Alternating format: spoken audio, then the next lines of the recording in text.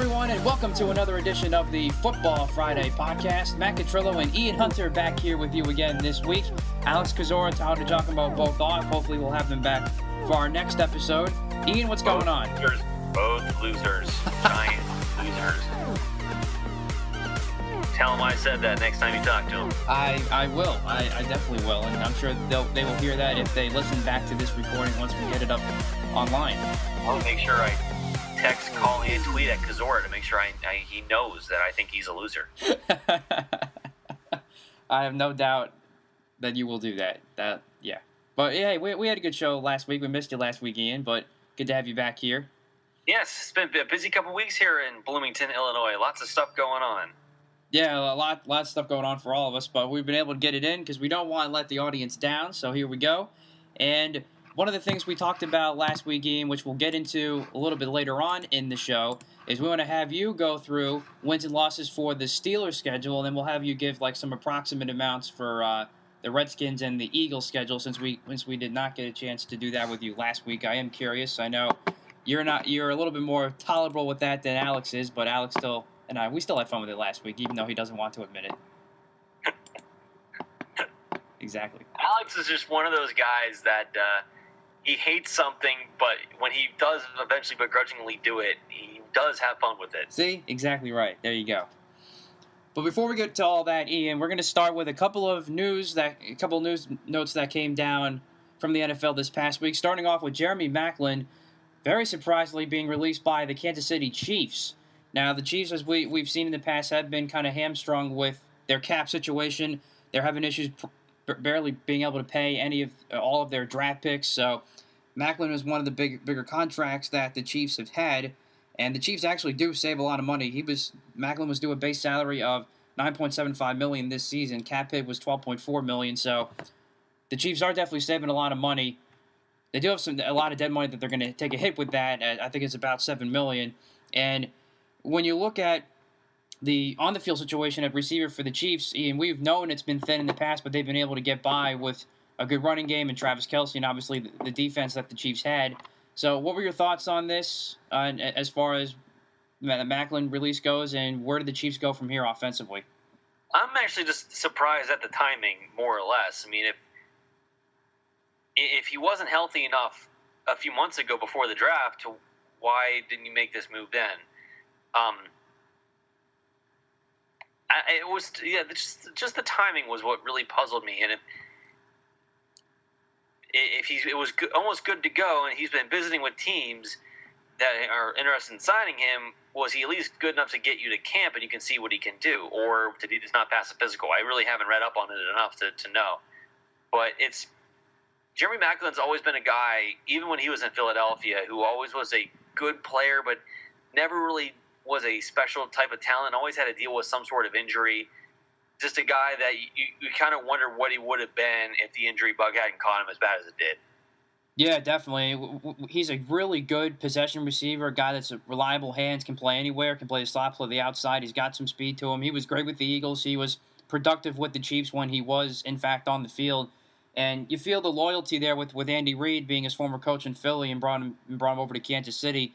Maybe that had something to do with him. Maybe they thought they would try to be able to work things out. Maybe they were trying to restructure the contract possibly. And it is even more interesting that this happened, Ian, as you saw, because Andy Reid was just at Jeremy Maclin's wedding, and all of a sudden he gets cut. So that's a little awkward. Your boss isn't coming to your wedding in a few weeks, is he? My main boss is not, but I haven't heard back from my big boss yet. So. Oh, well, that's scary to think about. Yeah. No, but I think I'm good with where I am. Well, okay. Luckily, they like my work. It's surprising, though. I mean, I like Jeremy Maclin, but you kind of mentioned it earlier. The Chiefs were a thin receiving core beforehand, and Maclin really wasn't around. I mean, he was hurt a lot of this year, and mainly the only offense that the Chiefs had was Travis Kelce and Tyreek Hill. That was about it. And they really haven't done anything in this past offseason to really help any of those guys out. They drafted Pat Mahomes, a quarterback who's probably 3 years away, and they traded up to get him. Yeah, and again, now that they make a move like this, now I really am starting not to understand why the Chiefs would make a move like that when you get rid of a guy that is talented, but again, I get the contract situation, I get the injury, but what's the plan to replace him? What's the plan going forward here? Because really, you just have a guy in Tyreek Hill. Well, yeah, he's very talented and he's a good deep threat down the field. He brings you a big special teams factor, and you have Travis Kelce. But what else do you have now at this point? Yeah, that's a great question. I really don't know. If you're the Chiefs, I think you were so close to making it, to beating the Steelers and getting to the AFC Championship game. And I went on record as saying I thought the Chiefs would beat the Patriots. They were good enough defensively to give Tom Brady and the Patriots problems. And now they've taken significant steps backwards. And I don't understand it. You were so close. Why not give it a shot? When you're drafting, I understand you need to think about the future, but there's a Pat Mahomes every year. It maybe not with the arm talent, but there might be a guy with lesser arm talent that has maybe a better shot at actually becoming a better player that you don't have to trade a bunch of picks to get up to number 10 overall to get. So the Chiefs' offseason has been one of the worst, in my opinion. Right, especially now with the release of Jeremy Maclin, which may or may not be a surprise move, but it's just a move that compounds the fact that they have no one to give the ball to. Alex Smith is a good player. Who's he going to turn to give the ball to? And if I remember correctly from their draft alone, besides Mahomes, I don't know if they even addressed receiver that much. Well, let me take a look. Yeah, I'll have to go back and take a look at that. While you're doing that, Ian, just give me your thoughts then real quick. He's made a lot of visits so far. Apparently, LaShawn McCoy's been trying to get him to come to the Bills and kind of have a reunite there from when they were in Philadelphia before Chip Kelly came in and basically handed them away.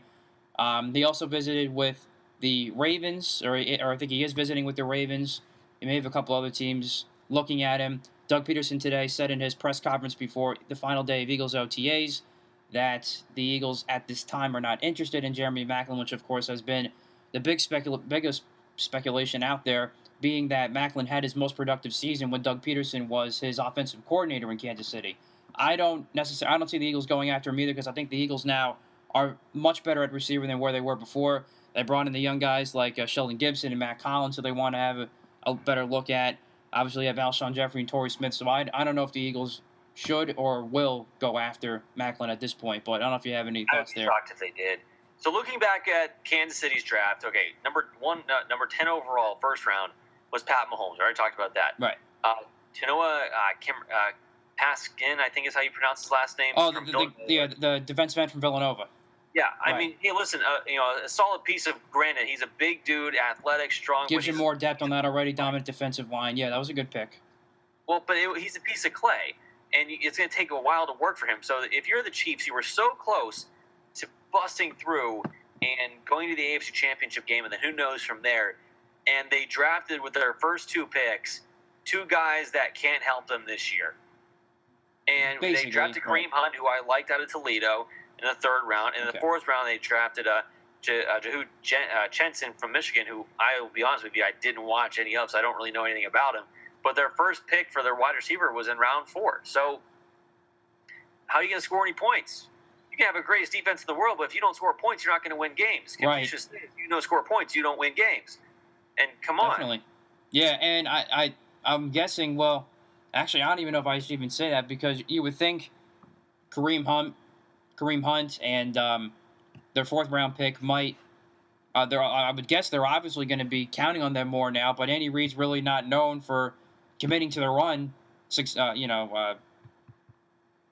Every time more consistently. But I don't know. This is really puzzling to me how this is going to work. And I still think they're going to be a good team. Great running game last year. Their offensive line, from a running perspective, played really well. But Eric Fisher still can't pass protect. So you don't have a big time running back anymore, because Jamal Charles is hurt and he's gone. You don't have a wide receiver that you can really get the ball to. I mean, you have Tyreek Hill, who is a guy he's a matchup problem. He's a very, very good player. You have Kelce, who's a very good player. But that's two players on your offense. Two. Right. And let's be honest. Listen, Travis Kelce's a hard guy to match up with, but every guy's easier to match up with when you put two guys on him. And you can man up the rest of the board and not be worried. And that's what the problem that Kansas City is going to have. So they went from winning that division last year to, Denver's going to be better. Oakland's going to be back. There's a legitimate chance that Kansas City falls near the bottom of the AFC West. I don't know if I want to go that far just yet, but I do have my concerns, and I think it could be more of a war between them and Denver for the second spot, therefore a playoff spot in the AFC and for a wild card round. But I still think the Chiefs are going to be a good football team because of that defense, because of those few weapons that they have offensively. Not San Diego anymore, but the LA Chargers are going to be a better team this year. I don't really know about that. Okay, well, let's look at their draft real quick. I know we've done this already. I think there's a lot of missing pieces for them. Defensively, their offensive line is a mess. I've never been a Phillip Rivers fan either. I know. But he's still a good player. You can't argue that. So, okay, let's look at the San Diego Chargers, who had a really good defense last year. You draft Mike Williams at number 7. Okay, so you have some guys. So you have some guys that get the ball too. Who already is hurt, by the way. Rounds 2 and 3. So you drafted what many thought was a first-round player in Forrest Lamb with your second-round pick. And Dan Feeney, those are the 2 top interior linemen in this draft. They got him in rounds 2 and 3. They're going to start. They're going to immediately upgrade that offensive line. They drafted Rayshawn Jenkins, the safety out of Miami, who I really liked in round 4. In round 5, they get Desmond King. That's a really good draft if you're San Diego. Denver had a nice draft, as did Oakland. So if you're Kansas City, not only have you gotten worse, but the rest of your division has gotten significantly better. It's frustrating. Kansas City might be picking number 10 overall again next year, and that's not because they're trading up. Well, here's the thing I'll say to that. I still believe Los Angeles, the Chargers, are at the bottom of their division because I think they still have a lot of holes and a lot of changing parts. First-year head coach, we talked about this last week. But when it comes to Denver and Kansas City, when you look at them, at least Kansas City has their quarterback situation figured out, and Denver still doesn't have that figured out. And I don't think either one of those guys are that special. I mean, Simeon stepped in, had a decent season last year, but I don't think he's the end-all, be-all, and neither do I think Paxton Lynch is the same as well. Yeah, we don't know anything about Paxton Lynch. He didn't really play his rookie year, and we'll see what he does. I mean, we'll see what the growth is between year 1 and year 2. That's what Denver is banking on. But I still think Denver is good enough in a lot of other places to make it interesting where they could be the second-best team to come out of that division.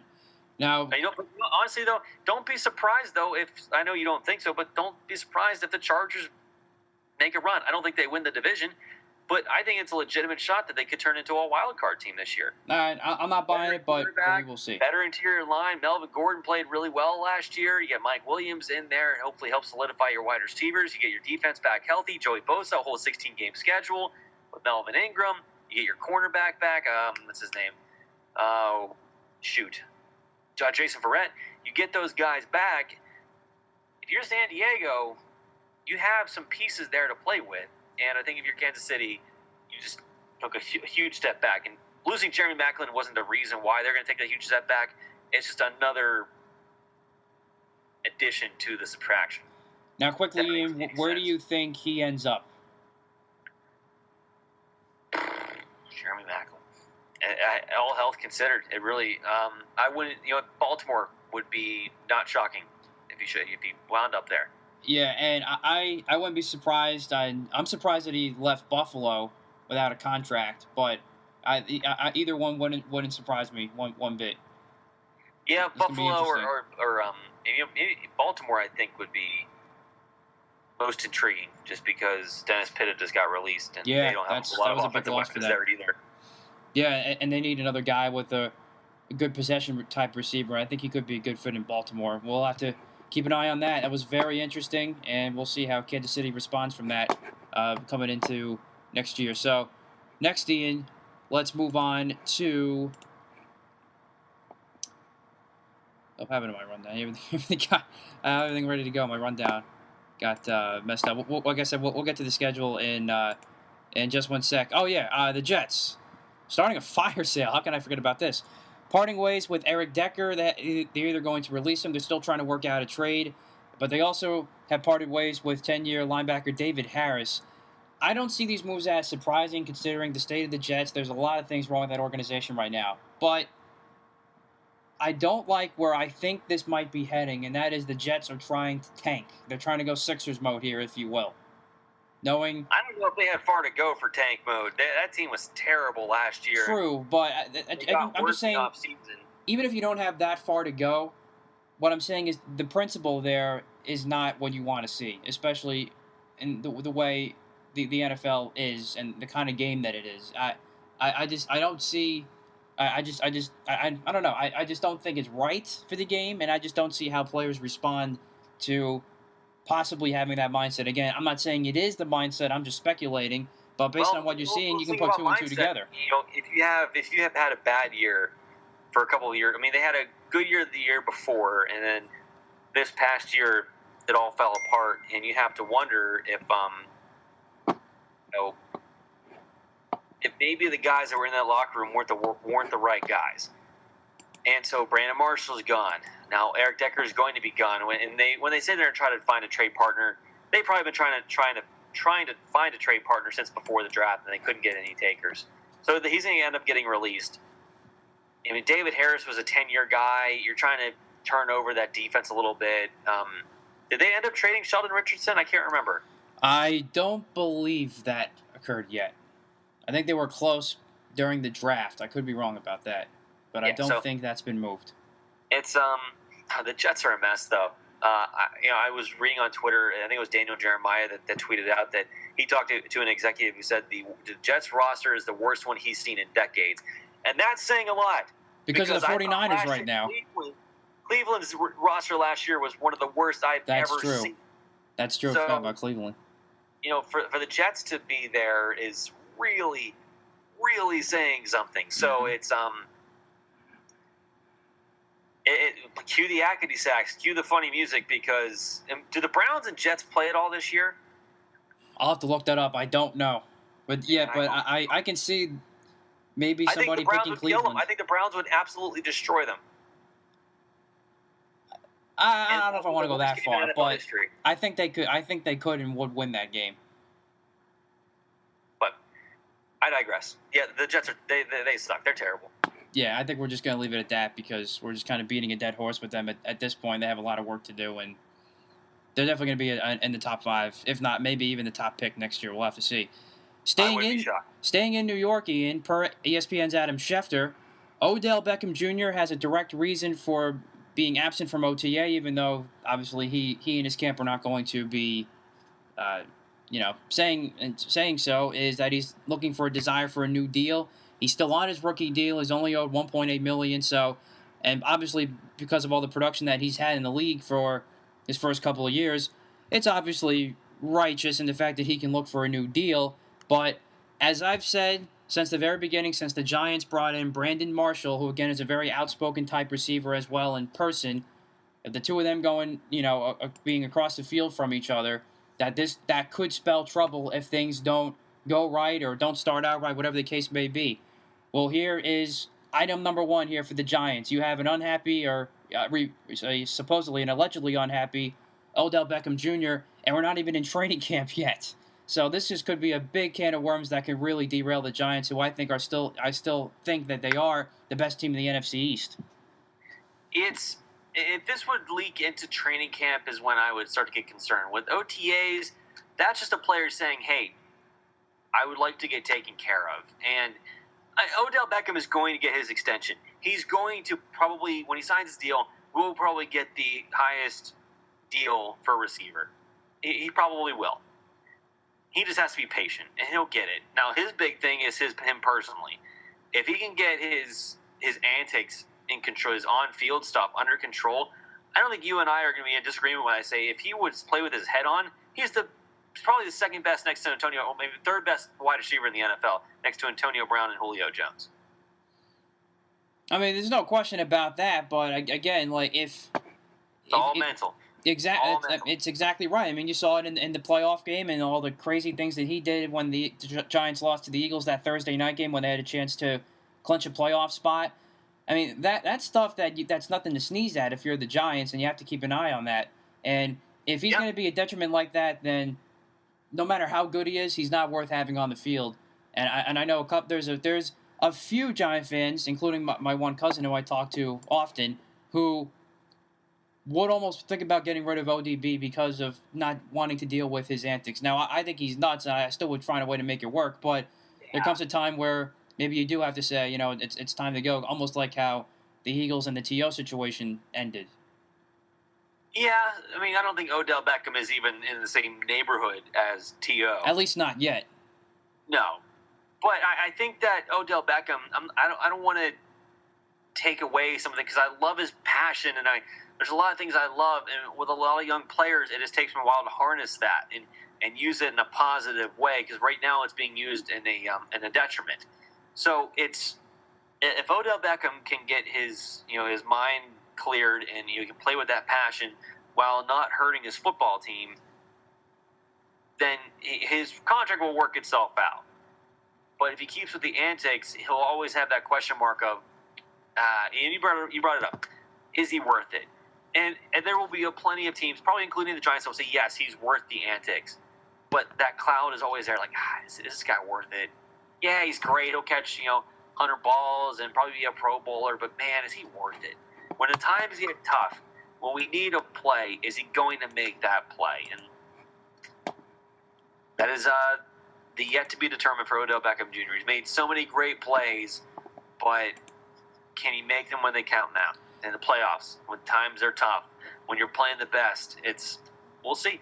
I will be glued to this, not only just because, from an Eagles standpoint, from the division, but, and too, from a Redskins standpoint as well, but just from pure, NFL standpoint, because this, whatever might happen with the Giants and Odell Beckham Jr., the way this ends, it will change the league if this were to fall apart. There's no doubt about that. So I'm definitely keeping an eye on that going forward. And then next now, let's head to Cleveland. Ian, we were talking about them a little bit earlier. Brock Osweiler. We didn't think ever since that the Browns pulled off that crazy trade with the Texans right before the draft that we would see him in a Browns uniform, not only week one, but let alone OTAs. Well, now he's out there, and so far he's been impressing. And there's one Browns player who sent a quote to Adam Schefter saying he wouldn't be surprised if Brock Osweiler is the starter week one. That, to me, okay. Well, let's talk about something first. That's amazing. If Brock Osweiler was here in my apartment right now, and I threw a football pass, and he threw a football pass, he's gonna look like a better player than me, as he rightfully should. He started games in the NFL. He is probably the best quarterback on the roster for the Cleveland Browns, and I want to make sure I say this. I can't overstate it. That's not saying anything. Oh, no question. Which is why, to me, this is it's still, even though from a physical mechanic standpoint and experience and everything, you would think he would be the clear-cut number one, but you can't help but notice what you saw when his time with the Texans and how everything just kind of blew up. And that Texans team was significantly better than this Cleveland team is going to be. No question. But what I'm saying is, when you pull off a trade like that and you're trying to either use them as a chip piece or just to grab more assets in the draft or whatever Cleveland was trying to do, and because they had a second-round pick for that. So that's again, yeah. That's why it sent shockwaves through the league. And basically, which made us all kind of speculate. Well, this was in Cleveland's plan. They wanted to find a way to pull it off, and if they did, then they just dump him. They find a way to dump him, and that's it. You're not going to see him on the field. Well, look, he is. I just think it's just a weird turn of events, especially if he does start week one. I still don't know. I still think Cody. I think the Browns ultimately still want to see Cody Kessler at quarterback, and obviously they just brought in DeShone Kizer too, as a late second-round pick. So I'm sure you want to take a look at him. But I'm just a little surprised. A year away, at least. Oh, I agree. Hey, listen, we thought Russell Wilson wasn't going to play his rookie year either, and he came in, he played, and he hasn't let go of that job, and is not going to. So nothing is decided until training camp. But right now, they're just playing in shorts and shirts. So until the pads get on is when we should really start paying attention. But good for the Browns for supporting a guy. Hey, I'll take that if you're Cleveland right now. Yeah. Don't playing well in there, Cleveland Brown. Glory be and hallelujah. I don't know. If I'm a Browns fan, though, I'm still not feeling great. Just because, I mean, let's face it, they have nothing to really build any credibility off of for the last few seasons. But that, again, will be a little bit interesting to look at, but we shall see how that faces out. All right, Ian, so here we go now. It's time to do the Steelers' schedule here. And when Alex and I did this last week, I had them at 12-4. And Alex had them at 11-5. So we'll see where you lie with this. So we are going to start, speaking of those Cleveland Browns, Week 1, Pittsburgh in Cleveland. All right, for Week 1, I'll take the Steelers in Week 1. Okay. Let's see. Now they got the Vikings next at home for the home opener in Week 2. Ooh. That one could be more difficult than people realize. That Minnesota team, if they come back healthy and ready to go, they're going to be really good. I don't know. I think the defense will be able to get after Sam Bradford, force a couple turnovers. That's just my feel. I'm glad to hear you say that. I'm not sure yet. Give me Pittsburgh in that one, too. Okay. Next is in Chicago, Week 3. They should win that game. All right, so that's 3-0 start. That's exactly what Alex and I had. Then the Steelers go to Baltimore Week 4. Give me Pittsburgh here, too. Baltimore, I mean, they've done a lot defensively this year, and they've done some stuff well, but they're another team that's going to have problems scoring. So you got a 4-0 start for the Pittsburgh Steelers. 4-0 start, yeah. All right. Now, Alex and I went loss here just because they haven't played that well in Baltimore. The Steelers weren't that great a road team, but I like it. I like the pick. Listen, there's a legitimate shot with how Pittsburgh played on the road last year that they go 1-3 to start the season off. So, but I would like to think that at least early in the season that'll be okay. Okay. Then they come home against Jacksonville. Jacksonville, this is going to be a really tough. I'll take Jacksonville in this game. I think Jacksonville's going to be good this year. Wow, two big ones in a row. They have so much to prove, but there's so much talent on that team that eventually something's got to happen. I mean, I just got to see it come together, see guys stay healthy before I even buy into what Jacksonville's doing. They're changing things up too down there. Alex and I both took Pittsburgh in this one. So next, give me Jacksonville. All right, so you have them at 4-1 now. So the Steelers then go back on the road to face those Kansas City Chiefs, 4:25 game. Give me the Steelers in that one too. Okay. All right, I actually took the Chiefs in that one. So you got them at 5-1. That's true. Then the Steelers come home against the Cincinnati Bengals. Cincinnati finds a way to lose. Pittsburgh. I agree. I think Cincinnati's going to be an atrocious team this year. I really do. I actually could see them maybe as a top 5 team picking next year, honestly. They'll have talent, but they'll probably blow it like they usually do. All right, so you got the Steelers now at 6-1. Then the Steelers go on the road to Detroit for a Sunday night game.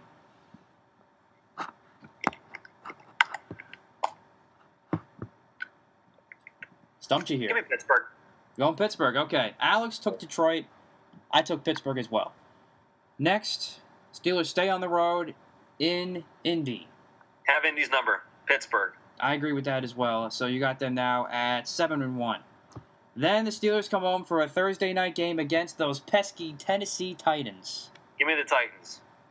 Alex took the Titans as well. And actually, I think I took the Titans too in this one. All right, so we're all in agreement there. So you got them now at 7-2. Then the Packers come to town for a Sunday night game. This is part of 4 primetime games in a row for Pittsburgh. Give me Pittsburgh in that one. I agree. I'm taking Pittsburgh too. I think it's a shootout. Their defense is the ones that make a play. I like them better than Green Bay. All right, so you have them now at 8-2. Then the Steelers are on the road for another Sunday night game against the Cincinnati Bengals. Cincinnati finds a way to lose. I agree. Take Pittsburgh, so that's 9-2 now. Then the Steelers come home rather to face the Ravens for another Sunday night game. Man, weird things happen against Baltimore at night. You are right about that. Pittsburgh and Baltimore always seem to split one, and they always seem to win at each other's stadiums. And for whatever reason, we see that happen quite often. Give me Baltimore here. All right, so that drops the Steelers to 9-3. Then The New England Patriots come to town again for a 4:25 game. Do the Steelers find a way to win this time? I think New England goes 16-0. So no. All right. Well, there you go. There. So that makes the Steelers 9-4, and then the Steelers are back on the road for another Christmas Day game in Houston. See, this stretch here is really something else because Houston is a really good team, and if Deshaun Watson can come in and play C-average football, Houston's going to be a Super Bowl contender. So, especially with J.J. Watt's back healthy and Jadeveon Clowney and all those guys and Whitney Merciless. So, you know what? Give me Houston in that game. Wow, Houston. Okay, so that actually makes it 10-5. I'm sorry, I skipped a win there for you. So 10-5. Now the Steelers are heading into the final game of the year against the Cleveland Browns. Okay, this game's gonna be interesting because I think, again, this is us talking in early June. Right. You don't know what the playoff implications are going to be and this and that. But here's what I mean is if you're Pittsburgh, you should be able to win the division this year with either 11-5 or 10-6. But I think Cleveland's, they've done well enough the last couple of drafts to make you think that maybe they got a chance to at least push, to at least maybe on the last couple weeks of the season have maybe an opportunity to maybe go 7-9, 8-8, 9-7. Okay. And they could be filing for a playoff spot at that time, and Pittsburgh might be trying to close out the division, and it could be interesting. But give me Pittsburgh in that one. Pittsburgh had lost in my. I was waiting for you to go Cleveland, but you take Pittsburgh. Okay, so you haven't finished in 11-5. 4 straight to end the season. Okay. I think they win that one. All right. So Pittsburgh finishes at 11-5, which is what Alex had, and I am at 12-4. I don't think Cleveland's going to get that far, but I especially at home that Week 1 game, I think Cleveland could be a little bit more trouble for Pittsburgh to handle this year. I said for the Week 1 game, Cleveland gets out to a lead, Pittsburgh comes back, and Cleveland blows it. But I think you could see some improvements from Cleveland somewhat. I'm not ready to say 7-8 wins, but I think they can be somewhere in the 5-6 range, maybe. Hey, where they've been the last couple of years, that's a marketable improvement.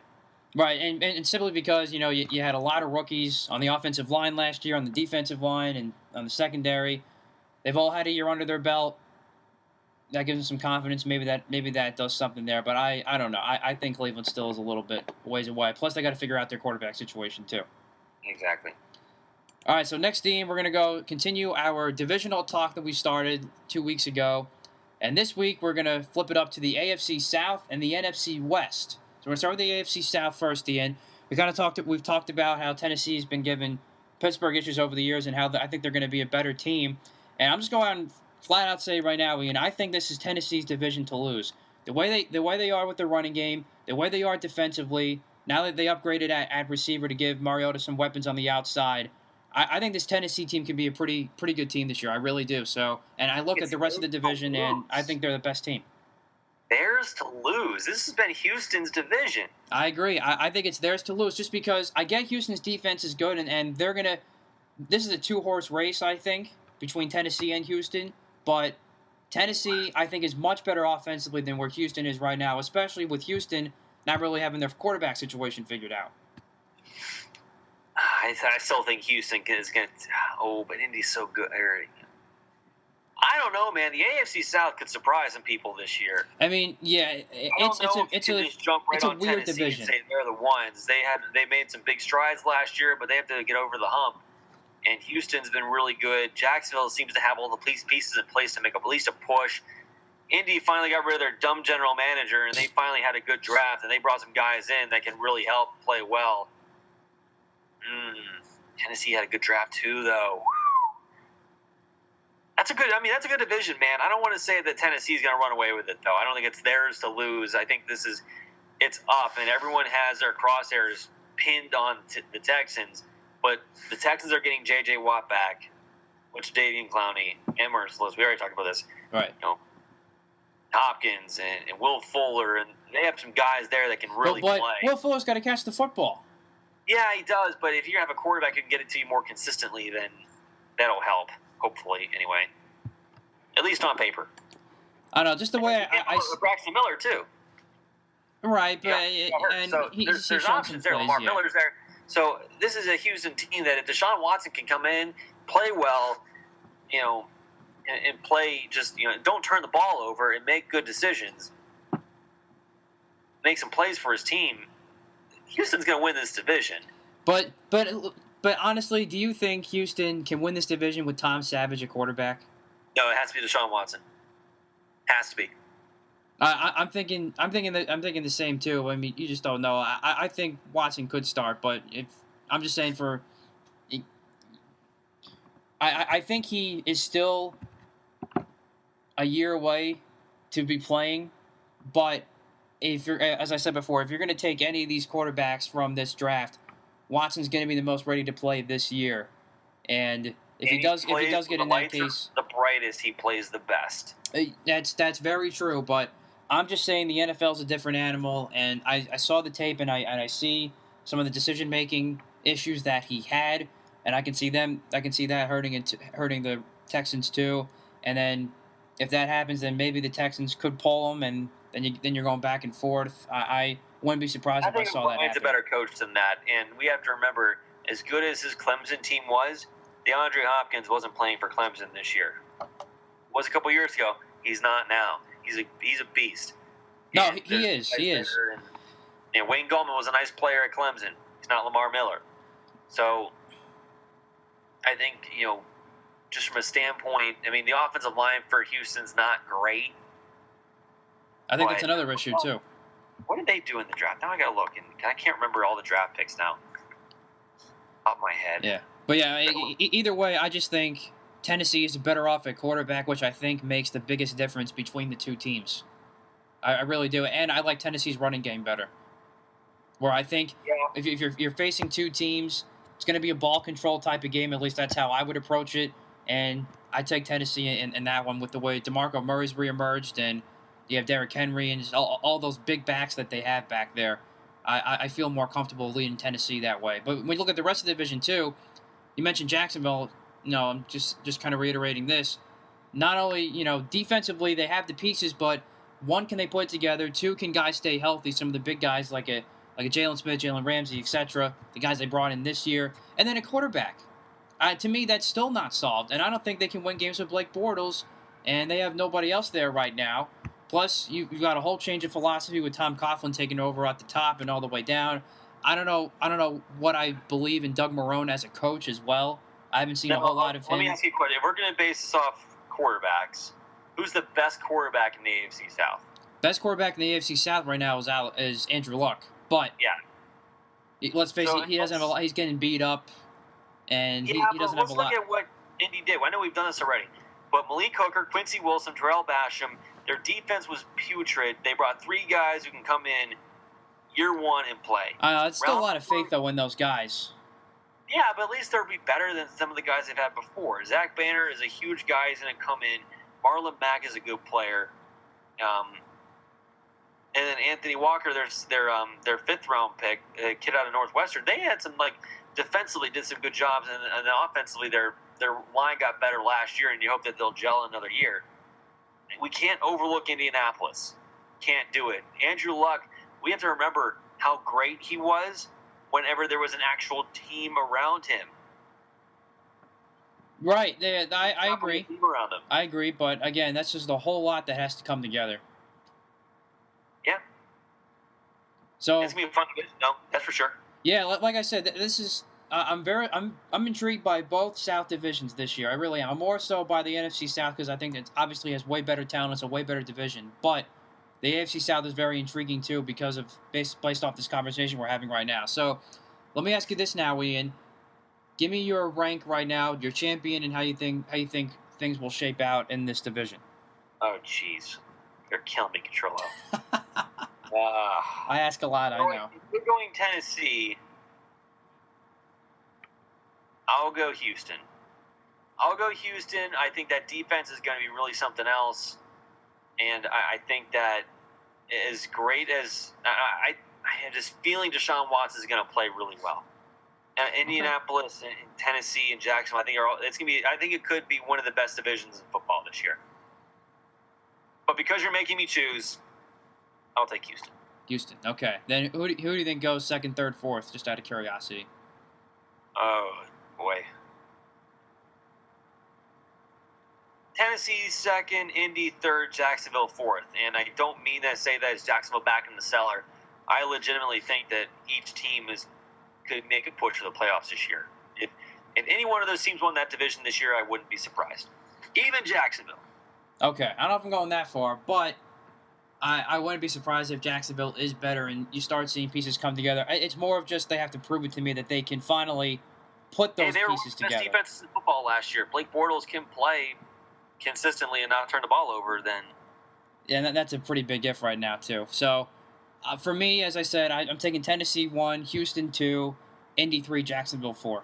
That's the way I go for right now for the AFC South. But it's going to be fun. It's going to be very interesting to look at.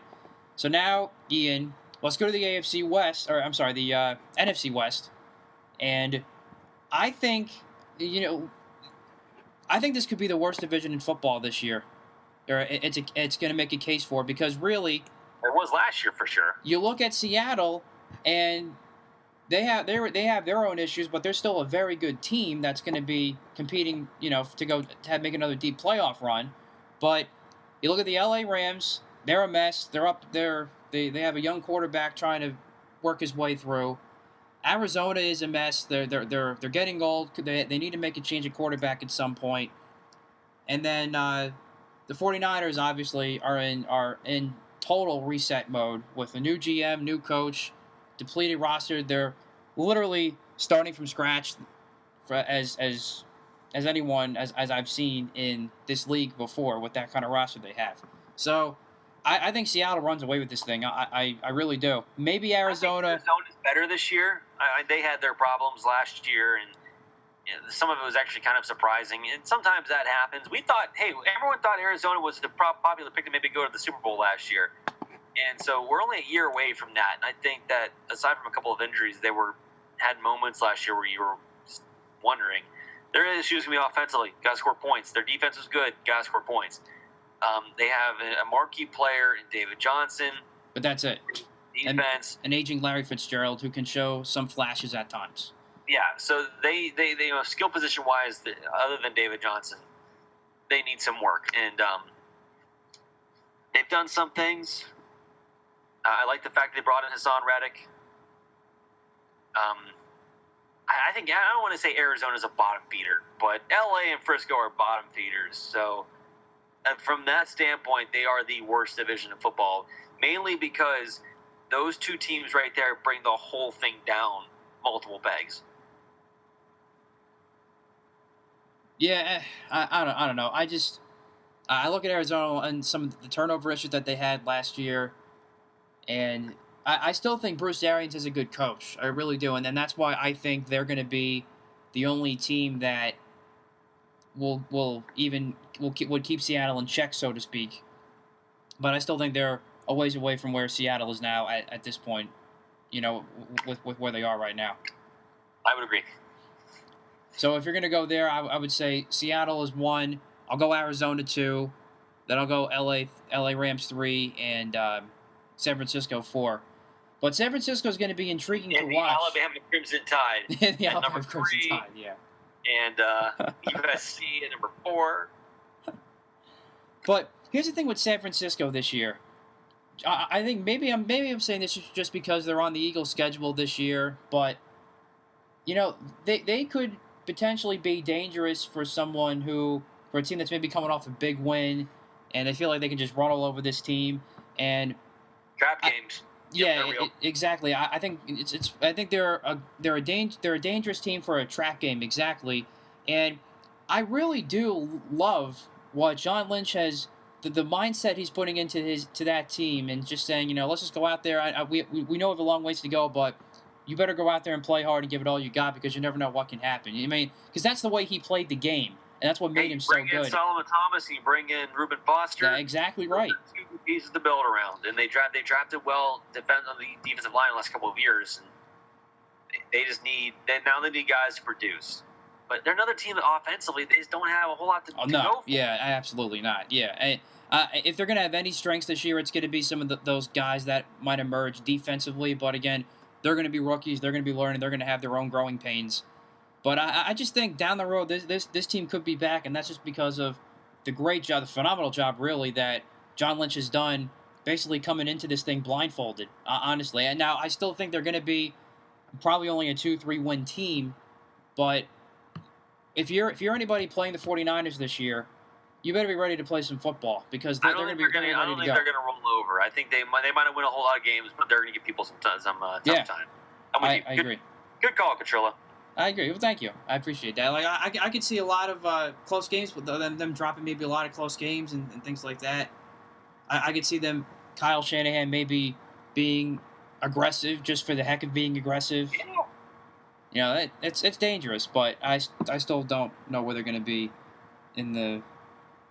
at least in the forefront of the standings that anyone to reckon with. But yeah, honestly, it's just so interesting, Ian, how really amazing, I should say, where not too long ago this was one of the best divisions in football with San Francisco, what they had with when Kaepernick was actually good, Seattle, that rivalry, then Arizona comes in.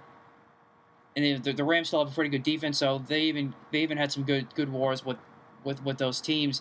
And now you look at where the division's at right now. I mean, it just shows you how the beauty of the NFL, Ian, where things can change in an instant. I mean, this is a prime example. Can. Now, Matt, I'm going to change the subject here. We just had some information come down. I'm looking on Twitter right now of former wide receiver for the Bills was just found dead. James Hardy. Oh my! Does that name sound familiar to you? No, but that's still obviously really sad to hear. Yeah, he used to play for. Let me get some information here. Wow. Yeah, he was drafted by the Buffalo Bills in the 2008 draft and played at Indiana. Do you know what round? Because his name's still not coming. He was a second-round pick. Second-round pick? I don't know why it's not coming to me. That was a while ago, but still, I mean, it was kind of a bust in the NFL, and his whole career had 10 catches for 96 yards. Oh, well, that's probably why then. So it didn't really do a whole lot, but still. Yeah, that's brutal. You never want to see that. Sad news there to end things out. Yeah, definitely. But we'll get back to, obviously, thoughts and prayers with his family as they deal with that tragedy. But, yeah, not a good way to end the show. But, getting back to what we were talking about, the AFC West, Ian, your thoughts of how that division has kind of perished somewhat. Okay, all right, let's finish up the NFC West. Yeah. Did I say it's going to be a dumpster fire. Yeah. I think LA is so bad that, and Frisco, they'll give people problems, but they're still not very good. That, and Arizona will be better, and Seattle has come to earth a little bit. They're still the best team in that division. I think the rest of the teams in the NFL are actually pretty good. I think it's going to be more interesting. That division, I feel like, is already decided, though. Yeah, I agree, and we'll see how far Seattle can go based on some of the issues that they have on the offensive line and trying to protect Russell Wilson. But I still think they're going to be a good team to be, and obviously they're tough at home, so that'll be interesting to watch out for them too. So it's going to be these two divisions, Ian. Very interesting takes on both sides, but I just can't wait to see what happens with the AFC South. I'm really intrigued to see what happens in the AFC South. That's going to be, I think, some of the most fun in the NFL this year. I think that game against Pittsburgh, that could be one of the better, if not the best, Thursday night game that we have this year. Those games always suck, so I don't want to say it. But just in terms of the matchup and whatever, I think that could be one of the better be one of the best games of the year, but it's going to be on Thursday night. Neither team's going to have time to rest and prepare for it, so it's going to suck. Yeah, I mean, that's another topic for another day in Thursday night football. But so that's going to do it for this week's edition of the show. Ian, a pleasure as always. We'll talk next week. As always. Next episode. I'll be here. Make sure to follow the podcast on Twitter at FFPodcast1. That is at FFPodcast1 for the latest show links, NFL news, notes, breaking news, And you can follow me on Twitter at @mcatrillo. Follow Ian on Twitter at B104_Hunter. And you can follow the show on YouTube for all the latest show archives at Football Friday. Very important as well. We have all the shows listed there since we made the switch over. So, again, that is at Football Friday on YouTube. So that's going to do it for this week's edition of the show. For Ian Hunter, I'm Matt Catrillo. Thanks for joining us on the Football Friday podcast.